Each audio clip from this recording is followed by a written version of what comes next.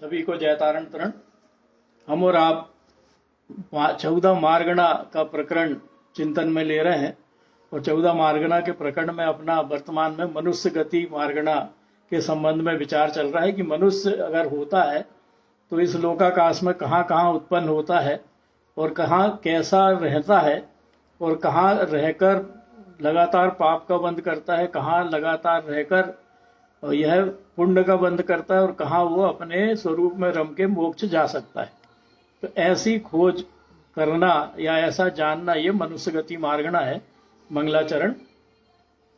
आत्म तत्व रहस्यज्ञम महामान्यम जगत गुरुम प्रचंड धर्म सूरीतम वंदे श्री गुरु तारणम वंदे श्री गुरु तारणम वंदे श्री गुरु तारणम।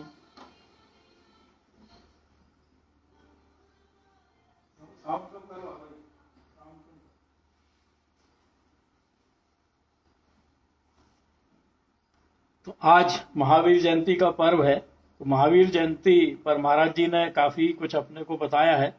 अपन मनुष्य गति के अनुसार, जैसा कल अपन चर्चा कर रहे थे कि मनुष्य बनने की पात्रता किसमें है, तो महावीर का जीव जो मनुष्य बना, उसके मनुष्य बनने के बाद उसने क्या क्या सहन किया, क्या क्या परेशानियां, क्या क्या दुख झेला, और उसके बाद भी वो सुलटा तो कहाँ सुलटा, एक कोड़ा कोड़ी वर्ष, लगभग एक कोड़ा कोड़ी वर्ष बाद सिंह की पर्याय में। तो ऐसे जिसकी यात्रा पुरूरवा भील के से शुरू हुई थी। पुरूरवा भील मतलब ऐसा भील जो मांस भक्षण करता था, और जब वो मुनि के सानिध्य में आया तो मुनि के सानिध्य में आने पर उसे मुनिराज ने नियम दिलाया। क्या नियम दिलाया कि तुम कम से कम कुछ नहीं त्याग कर सकते तो मांस का त्याग कर दो। तो उसने कहा कि मैं मांस का त्याग नहीं कर सकता। जब उसने कहा कि मांस का त्याग नहीं कर सकता तो उससे मुनिराज ने पूछा कि अच्छा तुम कौन सा मांस नहीं खाते। तो उसने कहा कि मैं कौवे का मांस मुझे पसंद नहीं। तो मुनिराज ने कहा कि अच्छा तुम कौवे का मांस ही छोड़ दो। तो उसने कौवे का मांस छोड़ दिया और फिर वो बीमार पड़ा। तो बीमार पड़ने पर वैद्य ने कहा कि तुम अगर कौवे का मांस खा लोगे तो तुम ठीक हो जाओगे। और उसने कहा कि नहीं, मेरा नियम है, मैं कौवे का मांस नहीं खाऊंगा, भले ही मेरी यात्रा पूरी हो जाए, मर जाऊं। और उसने कौवे का मांस नहीं खाया और इस तरह से वो व्रत पालन के कारण वो देवगति में जन्मा। तो ऐसे पुरूरवा भील से यात्रा शुरू हुई थी महावीर बनने की, अर्थात नियम संयम पूर्वक जीवन जीने की यात्रा महावीर के जीव की शुरू हुई थी पुरूरवा भील से। महावीर मिला बहन जी पेज। तो ऐसे पुरूरवा भील, ये वाला भैया जी, दूसरा वाला नहीं, पहला वाला है ना, इसके ऊपर और एक शायद नहीं, यही वाला है, यही ठीक है जी। तो भगवान महावीर जब तीर्थंकर बने थे तो तीर्थंकर बनने पर उन्होंने विपलाचल पर्वत पर उनका समोसरण लगा था।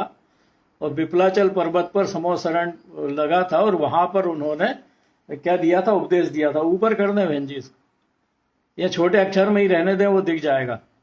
तो अब वो कब तीर्थंकर बने थे, तो अपने जी अवसर्पणी काल का ये वर्तमान में जो काल चल रहा है वो दुखमा सुखमा काल चल रहा है। तो दुखमा सुखमा काल के पहले चौथा काल था। तो चौथे काल में जब इस चौथे काल के लगभग 34 वर्ष रह गए थे, लगभग 34 वर्ष शेष रह गए थे, तब उनकी वाणी खिरी थी। कब खिरी थी वाणी उनकी, या दिव्य ध्वनि कब खिरी थी, तो उसका आया है कि वर्ष के प्रथम मास अर्थात श्रावण मास के प्रथम अर्थात कृष्ण पक्ष प्रतिपदा के दिन प्रातः काल के समय आकाश में अभिजीत नक्षत्र के उदित रहने पर तीर्थ की उत्पत्ति हुई, अर्थात दिव्य ध्वनि खिरी। और दिव्य ध्वनि कैसे खिरी ये भी हमें पता है कि वो जो ब्राह्मण था, ब्राह्मण आया गुरु महाराज के समोसरण में और वहां उसको सम्यक दर्शन हुआ और वो प्रथम तीर्थंकर बना गौतम गणधर। और उसके बाद फिर वाणी खिरी थी गुरु महाराज की। तो इनके दूरवर्ती पूर्व भाव, तो दूरवर्ती पूर्व भाव में पहला भाव था पूर्वाभिल का, महावीर स्वामी का। उसके बाद दूसरे भाव में वो बने थे स्वधर्म स्वर्ग में देव। स्वधर्म स्वर्ग पहला स्वर्ग का नाम है, दूसरे का ईशान है। तो पहले स्वर्ग में वो देव हुए थे था तो वो मिथ्या दृष्टि जीव, लेकिन उसने केवल एक कौवे का मांस खाया छोड़ा था और उसका उसने निर्णय पूर्वक पालन किया था। तो वो निर्णय पूर्वक पालन करने के कारण, व्रत के पालन करने के कारण वो स्वधर्म स्वर्ग में देव हुआ। फिर वहां से चला तो आदिनाथ परमात्मा, जब आदिनाथ राजा थे तब उनके पुत्र हुए भरत, और भरत का पुत्र बना था फिर ये मारीच कुमार। ऊपर करें बहन जी, ये मारीच कुमार नाम का पुत्र बना। कहाँ, कौन से समय में बना? चौथे काल के प्रारंभ में। आदिनाथ का पुत्र या पोता, चक्रवर्ती का पुत्र काय के कारण बना? उसने उसके पहले की पर्याय में सागर सेन मुनि से मांस त्याग का व्रत लिया था। और व्रत, दूसरा पेज खोल दें, और व्रत लेकर उसने देवगति में वो उत्पन्न हुआ था, और देवगति से चल के फिर वो मारीच कुमार बना। कब बना मारीच कुमार?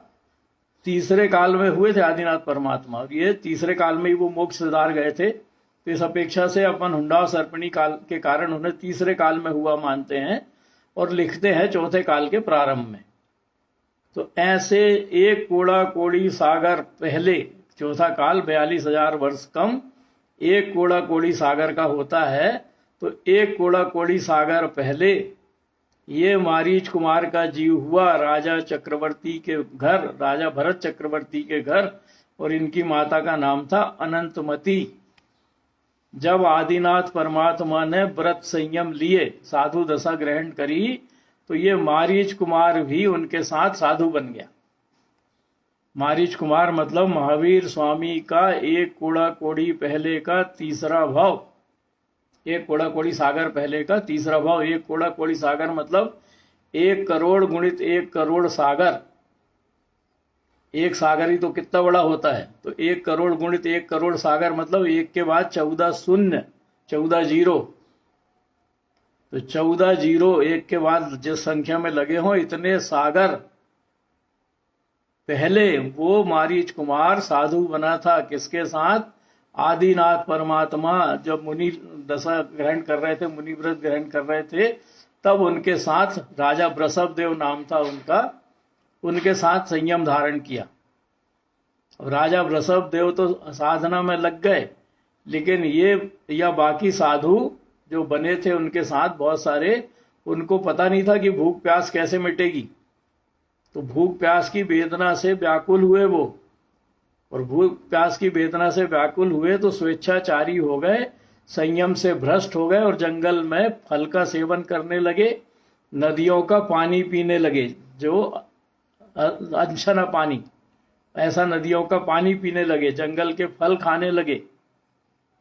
तो ऐसे जब वन देवता ने इनको देखा तो इन्हें उसने समझाया भी कि साधु दशा में ऐसा नहीं करना चाहिए। क्या बढ़िया उदाहरण दिया उस वन देवता ने कि गृहस्थ वेश में तुम जो पाप करते हो वो संयम धारण करने पर छूट जाता है, लेकिन संयम अवस्था में अगर तुम पाप करोगे तो वो तो वज्र लेप के समान हो जाता है, बड़ी मुश्किल से छूटता है, लोहे के लेप के समान। ऐसे ही अपन कहते हैं ना कि घर में किया पाप छुड़ाने जाते हैं मंदिर में, तो मंदिर में किया पाप कहाँ छुड़ाएंगे। ऐसे ही संयम अगर अपन ने लिया है, व्रत नियम संयम, तो वो व्रत नियम संयम हमें निरतिचार पालन करने का प्रयास करना चाहिए। और इसी कारण कहा जाता है कि कोई प्रतिमा कोई ले ले, कोई साधु दशा में ले ले, तो उसका पालन अगर वो नहीं करेगा तो उसके कारण लगे पाप वज्र लेप के समान हो जाते हैं, जिन्हें भोगना ही पड़ता है। तो वन देवता की इस बात का भी उन पर कोई प्रभाव नहीं पड़ा। तो फिर उन्होंने योग और सांख्य दर्शन के सिद्धांत शुरू में बनाए। योग और सांख्य दर्शन के सिद्धांत बनाए, मतलब परिव्राजक बन गए। परिव्राजक बन के इन्होंने 363 मिथ्या मतों की रचना की। तो मारीच कुमार के समय से ये मिथ्यात्व का सेवन शुरू हुआ।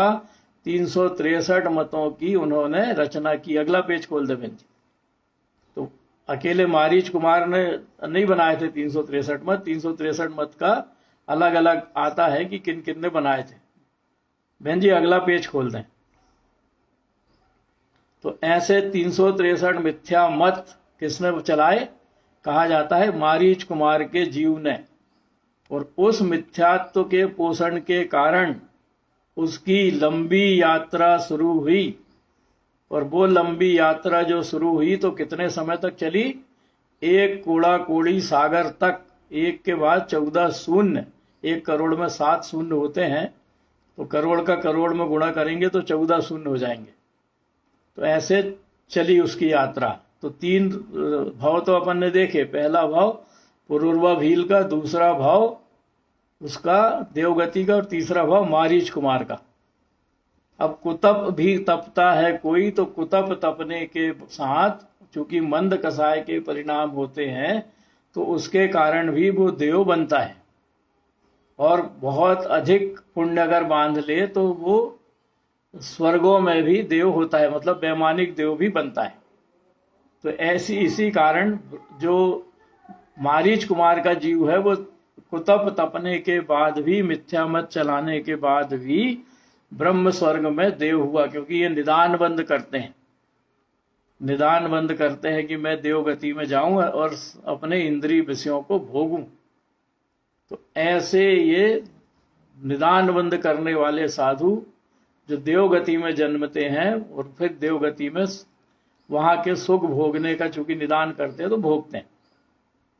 तो उसके बाद चला वो तो 5वें भाव में। कब? एक कूड़ा कोड़ी सागर के भाव की बात कर रहे हैं अपन अभी। एक कूड़ा कोड़ी सागर के पहले की बात की 5वें भाव में वो महावीर का जीव ब्राह्मण का पुत्र हुआ। जटिल ब्राह्मण नाम था ब्राह्मण का, उसका पुत्र हुआ। वो संस्कार तो थे आदिनाथ परमात्मा वाले। तो फिर अच्छे कर्म किए कुछ, फिर अच्छे कर्म किया तो फिर पहले स्वर्ग में देव हुआ, स्वधर्म स्वर्ग में। स्वधर्म स्वर्ग में देव होने के बाद वहां से चला। तो वहां से चला तो फिर 9वें भाव में अग्नि सह ब्राह्मण का पुत्र हुआ। अभी तक अच्छी चर्या चल रही है, क्योंकि मनुष्य गति देवगति, मनुष्य गति देवगति में वो घूम रहा है। तो 10वें में फिर वो 7 सागर की आयु वाला तीसरे स्वर्ग का देव बना। तो ऐसे अग्नि सह ब्राह्मण के पुत्र के रूप में मनुष्य गति में आके फिर अच्छे कर्म करे कुछ, तो उसके कारण फिर देव बना। नहीं, 7 सागर की आयु वाला देव बना। ये 7 सागर शायद पहले स्वर्ग या दूसरे स्वर्ग की आयु। फिर 7 सागर की आयु भोग के वहां से फिर चला तो फिर ब्राह्मण का पुत्र हुआ। उस ब्राह्मण का नाम था अग्निमित्र 11वें भाव में। और फिर ब्राह्मण का पुत्र बना। फिर कुछ धर्म कर्म करे तो 12वें नंबर में फिर माहेंद्र स्वर्ग में देव हुआ। पूरी यात्रा शुरुआत में उसकी ऐसी ही चल रही है, स्वर्ग में देव और ब्राह्मण का पुत्र। फिर 13वें नंबर पे फिर वो ब्राह्मण का पुत्र हुआ, भारद्वाज ब्राह्मण का। और भारद्वाज ब्राह्मण के पुत्र होने के बाद फिर कुछ अच्छा किया, और अच्छा करने के बाद फिर वो माहेंद्र स्वर्ग में गया। और माहेंद्र स्वर्ग से चल के उसने बहुत सारी फिर बीच में स्थावर योनियों में बहुत साल भ्रमण किया। और बहुत साल भ्रमण करने के बाद फिर वो नीचे से अगर अपन चले, अब क्योंकि 14 नंबर तक की अपन ने चर्चा देखी, तो इसमें बहुत सारी योनियों में भ्रमण करने के बाद वो फिर स्थावर नामक ब्राह्मण का पुत्र हुआ। महेंद्र स्वर्ग में देव होने के बाद फिर वो हुआ विश्वनंदी नाम का राजपुत्र। अगला पेज खोल दें बहन जी। इसमें विश्वनंदी नाम का राजपुत्र हुआ। और विश्वनंदी नाम के राजपुत्र होने के बाद उसने फिर साधु बना, साधु बन के फिर तपस्या करी। तो उसमें उसके भाई से उसका वैमनस्य हुआ। उसके भाई से क्या वैमनस्य हुआ, क्या नाम बताया था सविता बहन जी आपने भाई का?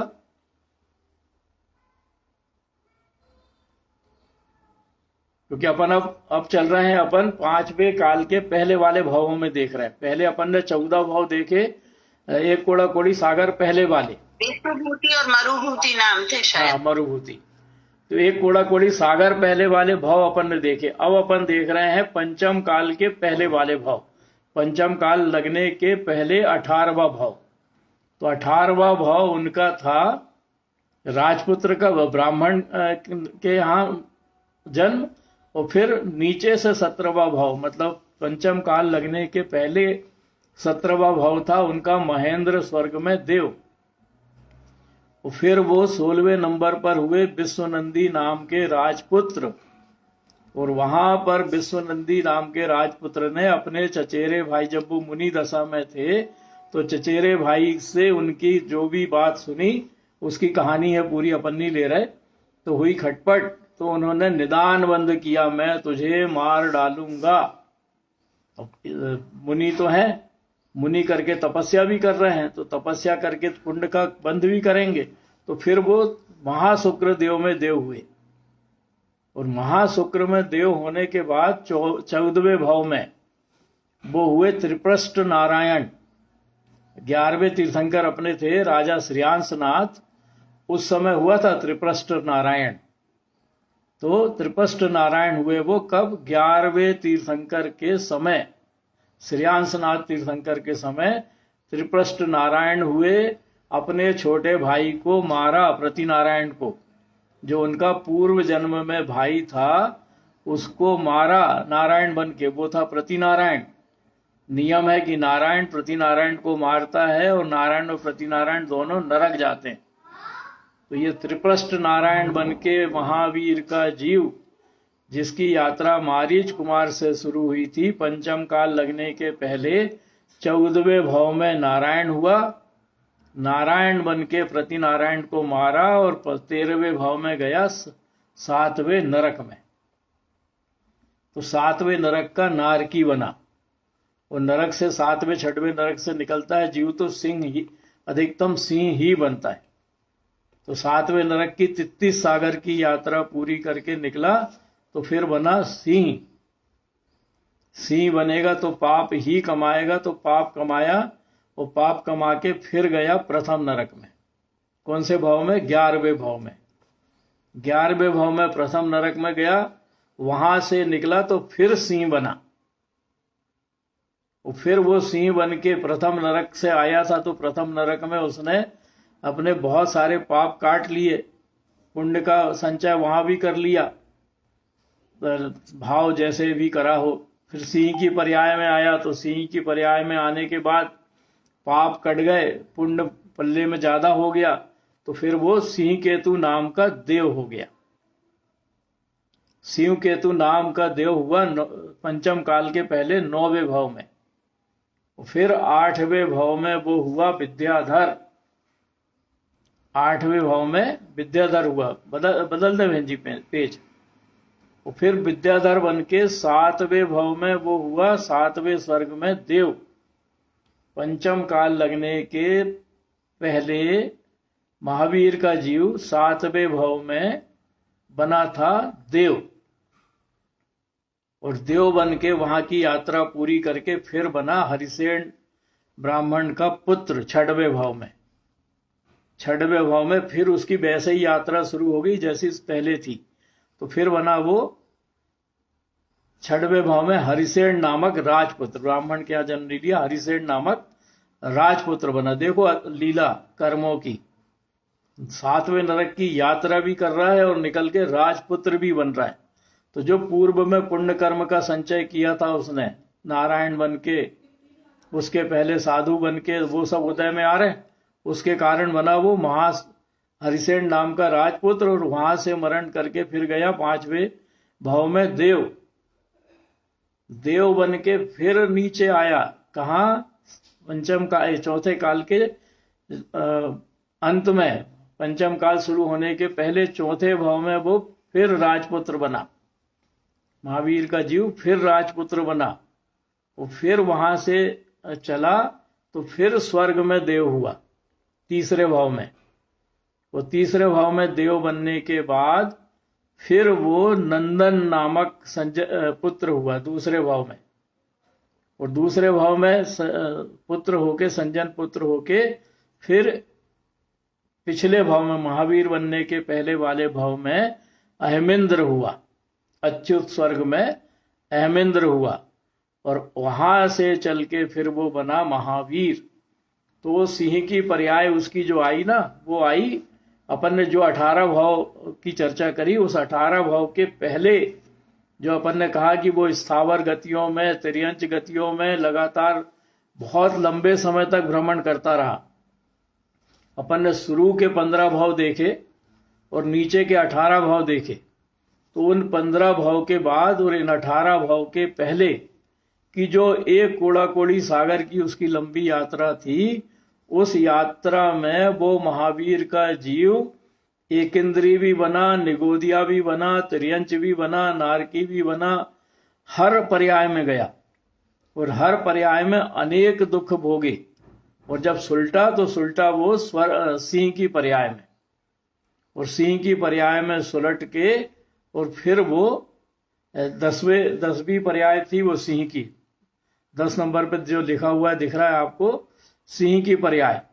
तो इस सिंह की पर्याय में वो सुलटा 10वें नंबर की पर्याय में, और फिर सिंह की पर्याय में सुलट के फिर वो देव हुआ, फिर विद्याधर हुआ, फिर देव हुआ, फिर राजपुत्र हुआ, फिर देव हुआ, फिर राजपुत्र हुआ, फिर देव हुआ, फिर राजपुत्र हुआ, और फिर अहमेंद्र बना। और अहमेंद्र बनने के बाद फिर अगले भाव से मोक्ष गया।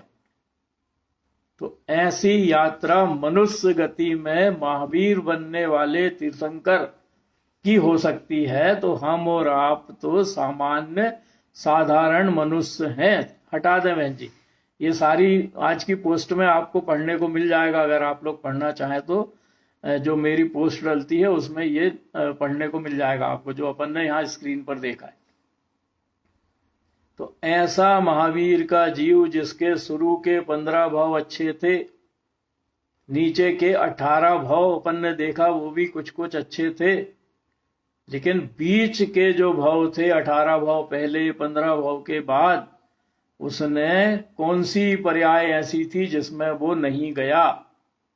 मिथ्यात्व के पोषण करने के कारण निगोद में भी गया, एक इंद्री भी बना, स्थावर गति में 5 स्थावर काय में गया, 2 इंद्री बना, 3 इंद्री बना, 4 इंद्री बना, संगी पंचेंद्री भी वो बना, संगी पंचेंद्री भी बना, तिर्यंच, नारकी, देव, मनुष्य, सारी गतियों में तो भोगा ना, वो घूमा। और ऐसे घूमने के बाद वो तीर्थंकर बना। कब घोषणा हुई थी इसकी? जी क्या उस समय में जैन संप्रदाय नहीं था क्या कि वो ब्राह्मण ही ब्राह्मण बने, जैन नहीं बने? मतलब सबसे उत्कृष्ट ब्राह्मण और क्षत्रिय दो के बारे में आता है कि ये 2 ही तीर्थंकर बनते थे, ब्राह्मण और क्षत्रिय जाति के। तो जैन धर्म मतलब तो जैन धर्म के नाम से जैन नहीं था। तीर्थंकर परमात्मा का शासन काल जो चलता था उसको जैन कहा गया, लेकिन क्षत्रिय और ब्राह्मण ही तीर्थंकर बनते थे। ये बहुत सारे क्षत्रिय हैं अपने जो तीर्थंकर बने हैं। तो नहीं, जैसे जीव हुआ तो एक बार भी कहीं मतलब कथन में नहीं आया कि जैन हुआ। मतलब ब्राह्मण ही उच्च कुल था सबसे ज्यादा उस समय में। ब्राह्मण उच्च कुल था। ब्राह्मण कोई पूजा पाठ करने वाले कोई ब्राह्मण कहते थे ना उस समय। पूजा पाठ करना है मतलब पंडित है, पंडित है माने ब्राह्मण है, तो उसको ही पंडित कहते थे। तो अब अपन को इससे क्या शिक्षा लेनी? अपन मनुष्य गति मार्गणा पढ़ रहे हैं। तो मनुष्य गति मार्गणा में तीर्थंकर बनने वाले जीव को भी कर्मों ने नहीं छोड़ा। वो जीव जिसको पता है एक कोड़ा कोड़ी सागर के बाद मैं तीर्थंकर बनूंगा, वह जीव भी नहीं सुलट रहा है। हमें विचार करना चाहिए कि उसकी तुलना में हमारा तो पुण्य एक बिंदु बराबर है। उसका तो कितना पुण्य था कि वो तीर्थंकर का नाती बना, चक्रवर्ती का पुत्र बना, कितना पुण्य रहा होगा उसका। और हम उसकी तुलना में कहाँ हैं? उसके जितना पुण्य था उसके राई के दाने बराबर पुण्य हमारा नहीं है। तो ऐसे होने के बाद भी हम जो पुण्य हमारे पास है उसमें इठलाते रहते हैं, 8 प्रकार के मद करते रहते हैं। धन का मद, सुंदर हो गए, समचतुरस्र संस्थान का बंद किया होगा कभी तो हो गए सुंदर, तो सुंदर होने का मद करते हैं। गोरे रंग का मद करते हैं, अरे गोर वर्ण नाम कर्म बांध लिया तो गोरा रंग हो गया, उसका मद करते हैं। रूप का मद करते हैं, धन का मद करते हैं। थोड़ा बहुत ज्ञानावर्णी कर्म के 6 उपसम से ज्ञान हो गया तो ज्ञान का मद करते हैं। वीर्यंतराय कर्म का 6 उपसम से शक्ति हो गई, शक्ति संपन्न हो गए तो बल का मद करते हैं। अरे ये सब जो बाहर में दिख रहा है ये तो सब कर्मोदय जन्म है।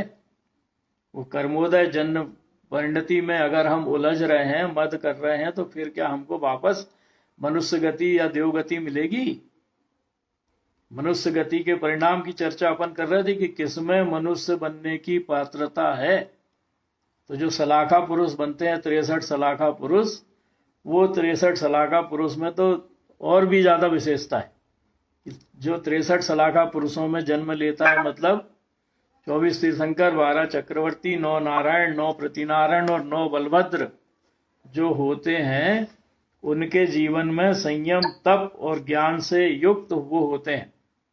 मतलब साधु तो बनते ही है नियम से, बिना साधु बने इतना पुण्य भी अर्जन नहीं कर पाते कि वो 63 सलाखा महापुरुष की श्रेणी में आ जाए। संयम उनके जीवन में होता ही है, मिथ्यात्व का पोषण नहीं होता, होता भी है। नारायण बनने वाला तो मिथ्यात्व का ही पोषण करता है। जयतांतन भैया जी। जी जयतांतन भैया जी, ऐसा हो सकता है क्या कि जितने भी सर्वोत्कृष्ट स्थिति मतलब तीर्थंकर बने या केवल प्राप्त किया, वो ही जैन कहलाते हों और बाकी जो सामान्य जन हो वो अलग अलग कास्ट के रहते हों? जैन उस समय कोई जाति ना कहलाती हो, सिर्फ धर्म कहलाता हो जो धर्म कहलाता था, केवल धर्म, जाति नहीं, धर्म जाति ही कहलाता था। और जो तारण स्वामी ने जो कहा था ना बाद में, तारण स्वामी ने भी उसी सिद्धांत को अपनाया था कि जो 18 क्रियाओं का पालन करे, सप्त व्यसन का त्यागी हो, वो जैन। तो उस अपेक्षा से जैन कहे गए, अपने आचरण की अपेक्षा। हाँ, आचरण की अपेक्षा जैन कहे गए। जी जी भैया, और सर्वश्रेष्ठ रहते होंगे जो पालन में धर्म के, उनको वही तीर्थंकर या केवल ज्ञान है तीर्थ ऐसे मिलते होंगे। बाकी जैन कोई जाति नहीं होगी जैसे आज। नहीं, जैन जाति नहीं थी, आज तो जाति की अपेक्षा जैन है। पहले चारित्र की अपेक्षा जैन होते थे।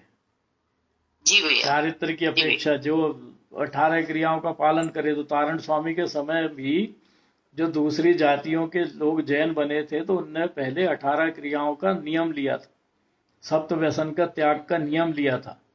और जिनने नियम लिया था वो ही बचे थे आखिरी में। कई तो नियम नहीं पाल पाए थे तो छोड़ के चले गए थे, बाद में छोड़ भी दिए। कितने सारे लोगों ने वापस मिथ्यात्व का पोषण करना शुरू कर दिया था। तो जो सही बचे थे वही जैन बचे, और वही जैन बाद में तारण पंथ के नाम पे आगे चले। लेकिन आज वर्तमान में तारण पंथी हैं तो, पर कोई भी ऐसा निर्णय नहीं ले पाता कि मुझे 18 क्रियाओं का पालन करना है, सप्त व्यसन का त्याग करना है। अब तो केवल तो उसमें जो उस समय में यदि जो व्यक्ति 18 क्रियाओं का पालन कर रहा था तो क्या उसने इसका प्रचार प्रसार नहीं किया होगा या एकजुट नहीं रहे होंगे वो? जब तो भाई वो जो 4 थे, बिरौ ब्रह्मचारी और क्या नाम, एक मुस्लिम थे ना, क्या नाम उनका, और कमल श्री बहन जी और एक और बहन जी उनके साथ, हाँ रोहिया रमन, ये सब केवल प्रचार ही करते थे कि 18 क्रियाएं क्या हैं, सप्त व्यसन क्या हैं और इनको छोड़ने के लिए क्या क्या करना पड़ता है, उसका प्रचार ही करते थे ये। और जब नहीं, तारण स्वामी के समय में तो था, जैन था मतलब, पर इसमें जैसे अपन महावीर स्वामी के इसमें पढ़ रहे हैं, तो क्या उस समय कोई ऐसा संप्रदाय, ऐसा गुट नहीं था कि जो 18 क्रियाओं का पालन करने वाले हो, या उन्होंने जैन धर्म का प्रचार प्रसार किया हो कुछ? बहन जी चौथे कहीं काल मैंने में, पढ़ा था चौथे काल में 150 करीब जातियां आज भी हैं जो जैन नहीं, एक बार रिसर्च में आया था, जो जैन नहीं है पर वो जैन धर्म को ही अपनाती है, नाम अलग अलग है। तो उस समय भी ऐसा ही रहा होगा, जैन नहीं कहलाते पर नियम पालते होंगे। चतुर्थ काल में केवल नियम की बात होती थी, वहां संप्रदाय नहीं बने थे, नियम की बात होती थी। और व्रत नियम संयम का मतलब ही है कि भक्ष अभक्ष में भक्ष को ग्रहण करना, अभक्ष का त्याग करना। तो जिसने अभक्ष का त्याग कर दिया वो संयमी। और फिर उस समय धर्म का इतना डर रहता था कि स्वदार संतोष व्रत रहता था, तो सप्त व्यसन जैसी क्रियाएं धार्मिक व्यक्ति तो करता ही नहीं था, उसको छुड़वाने की क्या बात। आज तो हमको कहना पड़ रहा है कि छना पानी पियो। उस समय तो जीव दया के परिणाम जिसके जीवन में रहते थे वो अपने आप करता था। किसी समय छन्ना और लोटा जैन की पहचान हुआ करती थी कि अगर कोई कुएं पे पानी भर रहा है और छन्ना से उसको छान रहा है तो उसको मान लेते थे कि ये जैन है। आज तो हम कहते हैं कि अरे छना पानी कहाँ, शर्म आती है हमें दूसरों के सामने पानी छानने में। तो ये सब पहले तो अपने आप पलता था, पालने के लिए बताना नहीं पड़ता था। आज तो बताना पड़ रहा है कि भैया तुम जैन हो, जैन हो तो रात्र में मत खाओ, तुम जैन हो तो छना पानी पियो, तुम जैन हो तो अभक्ष मत खाओ, तुम जैन हो तो गणंत मत खाओ, बताना पड़ रहा है। पानी नहीं, बियर वाइन का रहेगा कि बियर वाइन जो नहीं पी रहा हो वो नहीं। तो पंचम काल है वैसे, पंचम काल में धीरे धीरे हास होना ही है। और जब आखिरी मुनि होंगे पंचम काल में 1000 वर्ष जब बचेगा इसका पंचम काल का, 3000 वर्ष, उस 3000 वर्ष में कभी भी होंगे, तो वो जब होंगे उनके जाने के बाद जैन धर्म समाप्त हो जाएगा। यहाँ से पंचम काल में जैन धर्म समाप्त हो जाएगा अंतिम मुनि के होने के बाद। और फिर छठवें काल में तो कोई सा भी धर्म नहीं रहेगा, उस समय तो जानवर जैसा जीव रहेगा। अभी वर्तमान में जैसे जानवर रहते हैं। वीरांगज मुनि का आता है कथन कि वीरांगज मुनि, जब वीरांगज मुनि जब अपने उनसे निवाला मांगेगा एक, उसमें कर मांगेंगे और बस वो कह देंगे कि हाँ अब उनके बाद समाप्त हो जाएगा जैन धर्म जी।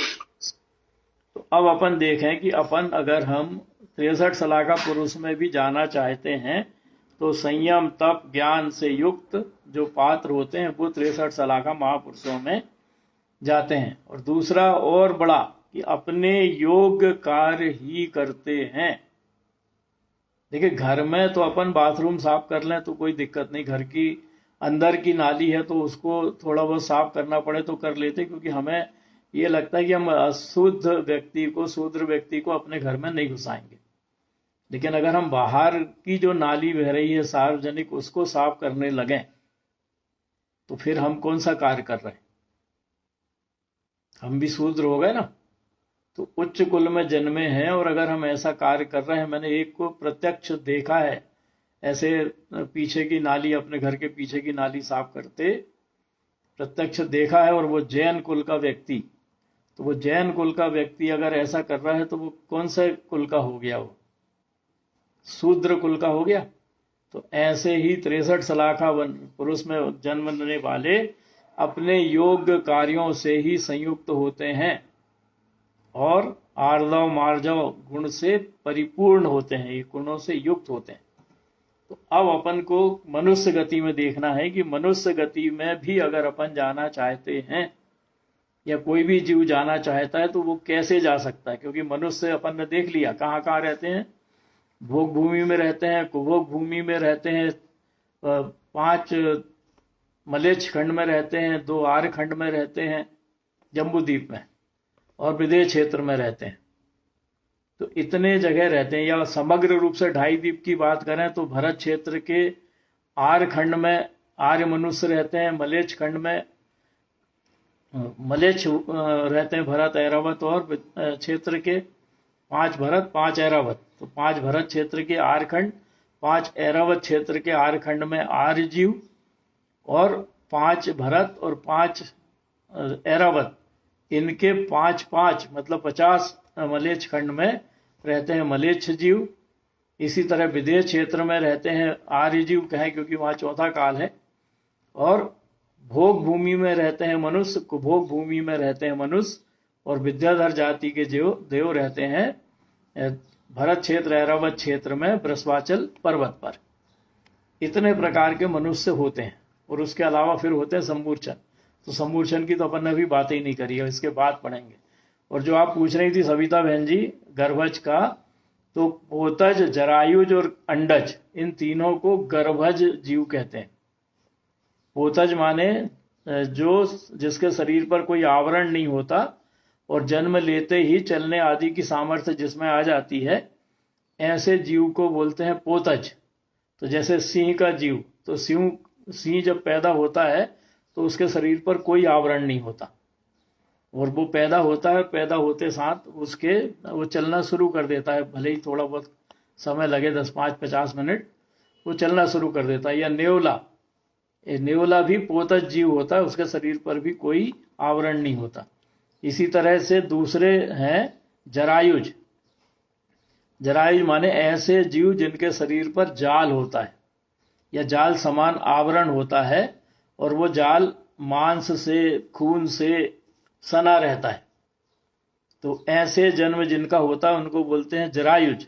तो मनुष्य का जन्म भी ऐसा ही होता है, जाल लपटा हुआ।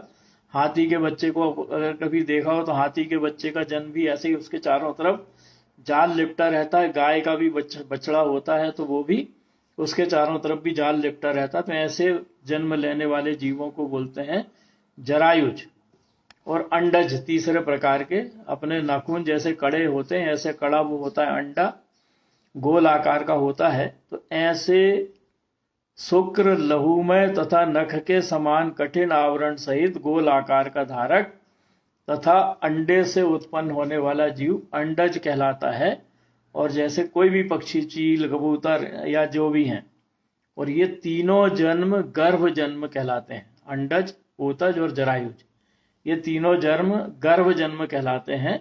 इसलिए केवल 3 प्रकार के जन्म की बात कही गई थी, गर्भज, उत्पाद और सम्मूर्छन।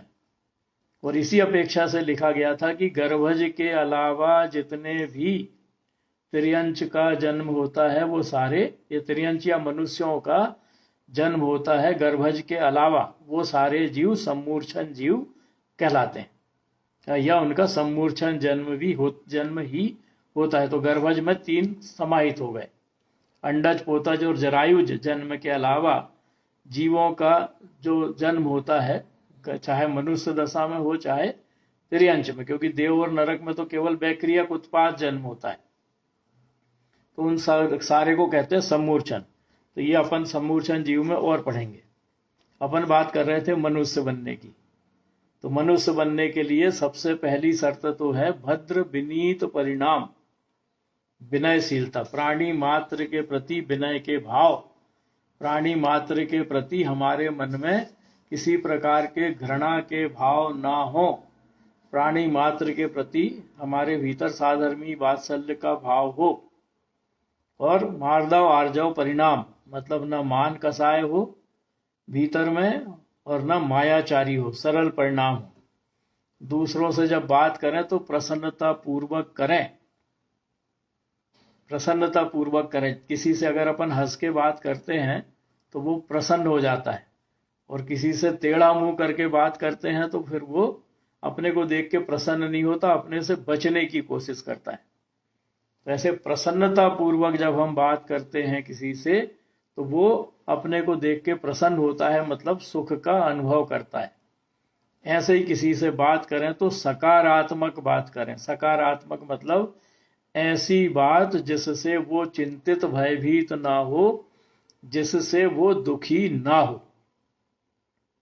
जैसे किसी के घर में चोरी हो गई और अपन बैठने गए, चोरी हो गई, भैया चलो उसके यहाँ बैठे आए, और फिर उसको और डरा रहे, अरे परसों के दिन तो वहां चोरी हुई, वहां तो ये ले गए, 6 दिन पहले वहां चोरी हुई, वहां तो ये ले गए। 3 महीने पहले वहां चोरी हुई थी, उसके यहाँ से इतना ले गए, लेकिन आज तक कोई सुराग उन चोरों का नहीं लगा। तो वो जो जिसके घर चोरी हुई है वो हतोत्साहित होगा कि प्रोत्साहित होगा? वो भी सोचेगा कि अरे किसी के सुराग नहीं लगे 3 महीने 6 महीने की चोरी वाले के, तो मेरे क्या लगेंगे, और दुखी का दुखी हो जाएगा। तो अब उसको सांत्वना के, अगर अपने को शब्द कहना है तो सांत्वना के लिए तो अपन कर्म सिद्धांत को समझा सकते हैं कि अरे भाई जो हुआ अच्छा हुआ, अपने पास से वो धन चला गया, क्या पता कैसा धन था, ऐसा भी तो कह सकते हैं। क्योंकि जो धन अपने पास से जाता है निश्चित रूप से वो अपना तो था ही नहीं, भाग्य के उदय से अपने पास आया था, और जब भाग्य का उदय खत्म हुआ तो अपने पास से चला गया। क्योंकि एक एक पुद्गल परमाणु का संयोग क्रमबद्ध निश्चित अटल है, अपने साथ जितने परमाणु रुकना है उतने रुकेंगे, जितने नहीं रुकना वो अपने पास से चले जाएंगे। तो इसलिए वो चला गया। तो सांत्वना के शब्द अगर अपन देंगे तो उसको कहा जाता है सुख समाचार देना। तो ऐसे सरल व्यवहार अपन करेंगे। क्रोध, मान, माया, लोभ, चारों प्रकार की जो कसाय हैं वो अनंतानुबंधी नहीं होना। मतलब क्रोध अगर हमको आता है तो वो पत्थर पर खींची लकीर के समान नहीं हो, क्योंकि अनंतानुबंधी क्रोध होगा तो वो अनंतानुबंधी क्रोध हमको निचली गतियों में ही ले जाता है, ऊपर की गतियों में नहीं ले जाएगा। तो कौन सी कसाय हो हमारी, कम से कम अनंतानुबंधी नहीं हो तो कौन सी हो, बताएं कोई, कौन सी हो फिर? अनंतानुबंधी मतलब 6 महीने से ज्यादा वाली नहीं हो तो कौन सी हो?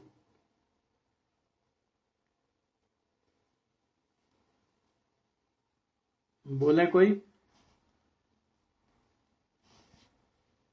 वैसे तो भैया जी कसाय कोई सी भी अच्छी नहीं।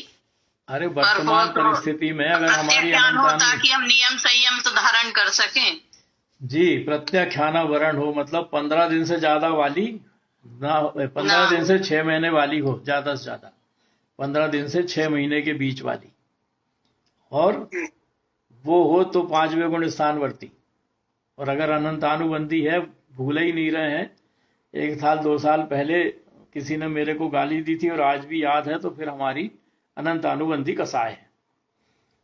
संतोष वृत्ति हो हमारे जीवन में, जो हो गया सो ठीक, जो भोजन मिला सो ठीक, जो नहीं मिला सो ठीक, ऐसी संतोष वृत्ति हो। अल्प परिग्रह हो, मनुष्य गति पाना है तो अल्प परिग्रह होना जरूरी है। अल्प आरंभ अल्प परिग्रह, बहु आरंभ बहु परिग्रह होगा तो नरक गति मिलती है। कोई अपने घर मिलने आया तो स्वागत का भाव हमारे चेहरे पर होना चाहिए, ये नहीं कि तो जब देखो तब मुंह उठाए चले आते हैं।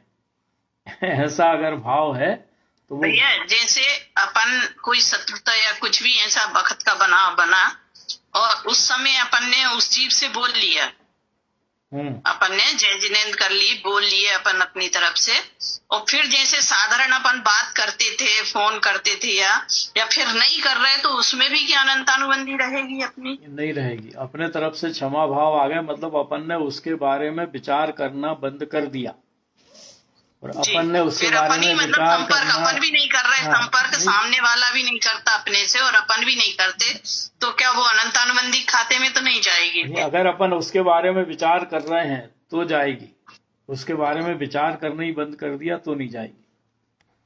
भाई आपके देवरानी थी और आपकी देवरानी से आपकी नहीं बनी, किसी दिन बहस भी हो गई और आपने क्षमा मांग लिया कि भाई हमसे गलती हो गई, तुम तो हमें क्षमा करो, और फिर वो देवरानी अलग हो गई। अब आपके घर में आपके कोई ऐसा व्यक्ति बैठने आया जो देवरानी का परिचित है, और वो आपकी देवरानी की बड़ाई कर रहा है आपके सामने। उस समय अपने भाव को परखें अपन कि उसकी बड़ाई सुन के हमारे भीतर निष्प्रहता है, सुखी हो रहे हैं या दुखी हो रहे हैं, वो निश्चित कर देगा कि आपकी अनंतानुबंधी है कि नहीं है। अगर आप निष्प्रह हैं, निर्लेप है, तो आपको कोई मतलब नहीं, तो अनंतानुबंधी नहीं है। नहीं, और भैया जैसे कभी आए भी विचार, फिर अपन तुरंत झड़ा लेते हैं कि नहीं क्या करना, तो फिर अनंतानुबंधी ही है, झड़ा लेते हैं नहीं चलेगा वहां। अगर आपको उसकी बड़ाई सुन के दुख हो रहा है कि ये तो ऐसी है और इसको देखो ये कितनी बड़ाई कर रहे हैं, और सुन के अपने को घृणा के भाव आ रहे हैं, दुख के भाव आ रहे हैं, तो अपन ने उसको भूले ही नहीं है। अनंतानुबंधी का मतलब तो ये है कि भूल जाए, और उसको भूले ही नहीं है तो फिर अनंतानुबंधी कहाँ गई। साल भर पहले किसी के घर जाके भोजन किए थे और वो भोजन का स्वाद अभी तक बना है, और फिर उसने बुलाया तो अपने को मुंह में पानी निकल रहा है कि अरे वही वाला भोजन जो उसने कराया था आज फिर सुस्वादु भोजन करने को मिलेगा, तो फिर कहाँ अनंतानुबंधी नहीं है, वो तो बनी हुई है। ये तो ऐसे तो अपन बचपन की कितनी बातें मतलब सब कुछ याद रखे हैं कि स्कूल गए थे, टीचर ने ऐसा मारा था या ऐसा किसी से झगड़ा हुआ था, वो भी कहने में आ जाता है। नहीं, कहते हैं अपन चर्चा आप करते कहें हैं। बिल्कुल टीचर ने मारा था, आप कहें टीचर ने मारा था, कहने में बुराई नहीं है, लेकिन टीचर के प्रति आपके कैसे परिणाम है ये अपन देखें। क्या आप कहने के लिए कह रहे हो या टीचर की बुराई करने के लिए कह रहे हो? जी जी जी। आपके लड़के को भी वही टीचर पढ़ा रहा है जिसको आपने पढ़ाया था, जिसने आपको पढ़ाया था और उसने आपको दंड दिया था, तो आप अपने बच्चे से कह रहे हो कि वो टीचर से बच के रहना, वो बहुत खराब है। तो ये घृणा के भाव है कि नहीं है? तो फिर अनंतानुबंधी कहाँ गई?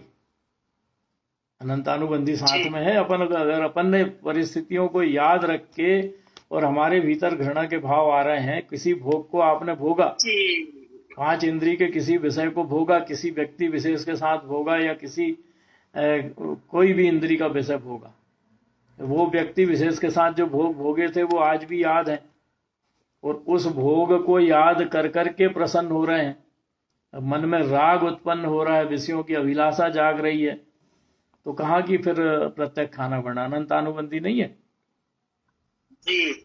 तो अनंतानुबंधी कसाय का मतलब है कि जिस व्यक्ति के निमित्त से वो कसाय बंधी थी, उस व्यक्ति के बारे में विचार के उसके बारे में घृणा के भाव आना या प्रसन्नता के भाव आना।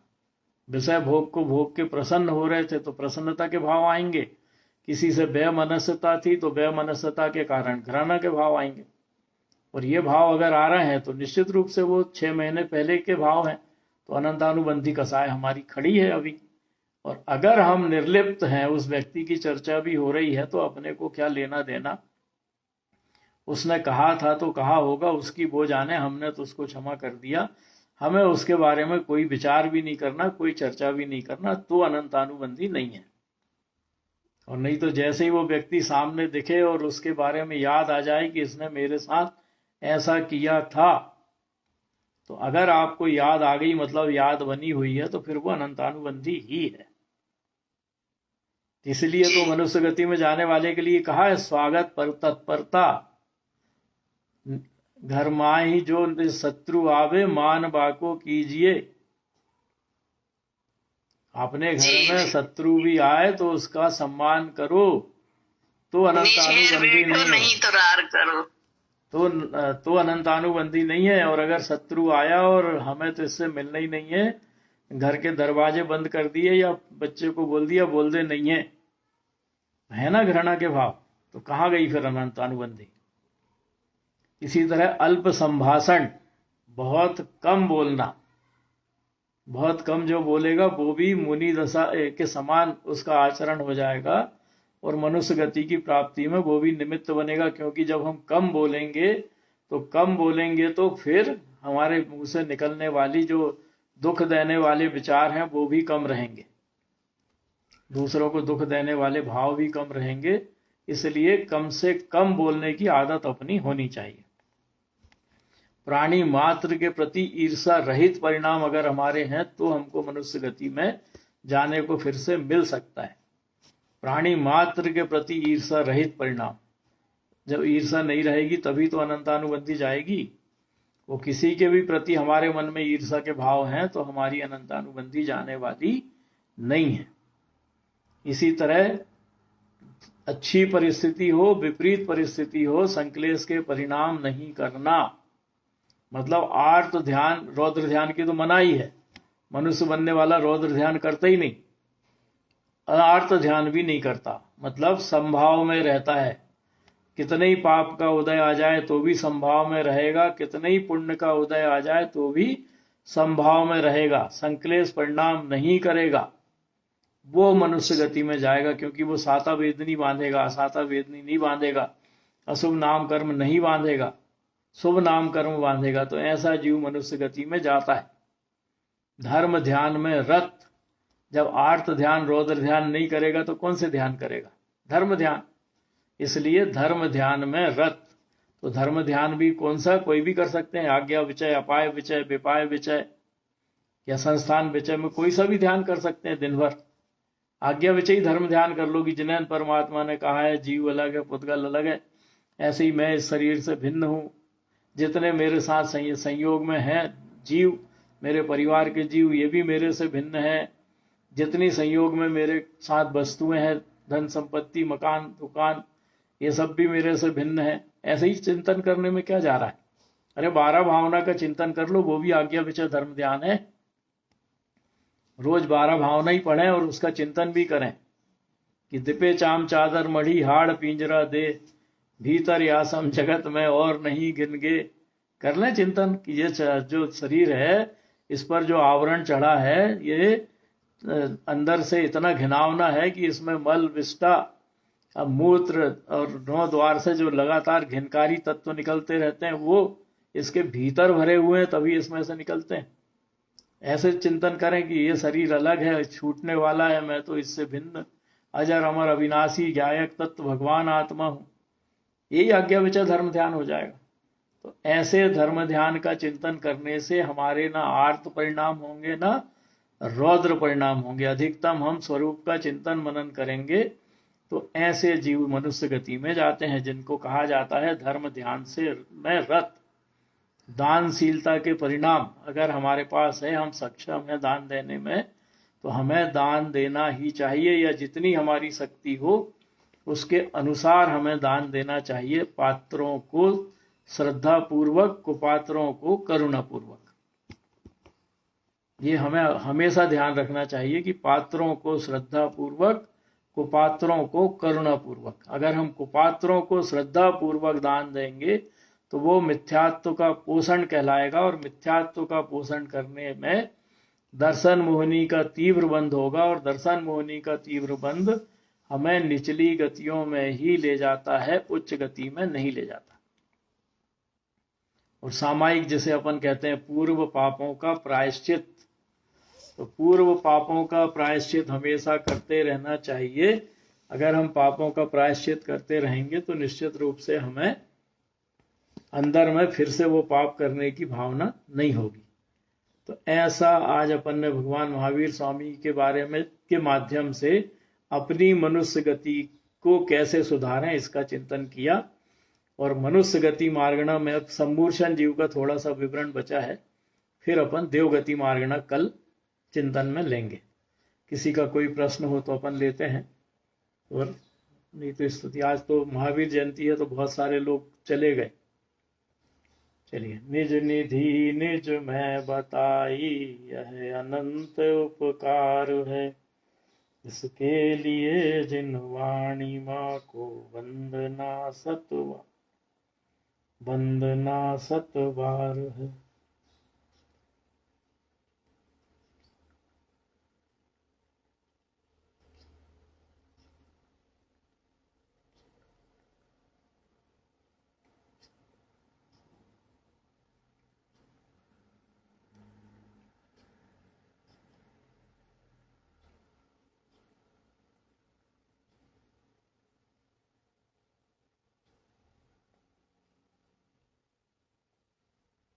लिए श्रीमद् जिंतारण मंडलाचार्य महाराज की जय।